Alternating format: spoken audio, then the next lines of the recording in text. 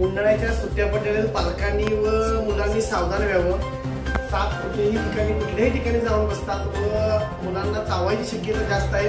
Temperature खूप वाढल्यामुळे साप बांबूच्या ठिकाणी व आडगळच्या ठिकाणी येऊन बसायला लागलेले आहेत आणि मुलांना बी माहीत नाही साप आहेत की नाही किंवा पालकांनाही माहीत नाही की साप आहेत का नाही.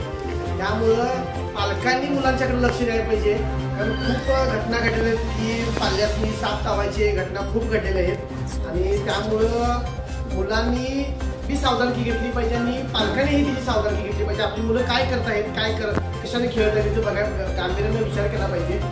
काय झालेलं आहे, कासरमध्ये घटना घडलेली आहे की एका बांबूच्या ह्याच्यामध्ये साप जाऊन बसला होता व त्याचा ती स्टंपचा सारखा वापर करत होते मुलं की त्यामध्ये स्टंप लावून खेळायचा.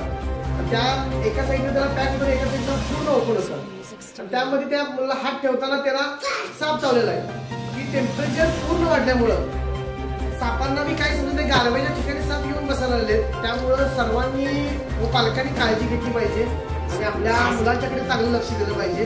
त्याची मनापासून मी एक जाहीर असे आवाहन करतो की आपल्या पाल्याची आपणच काळजी केली पाहिजे.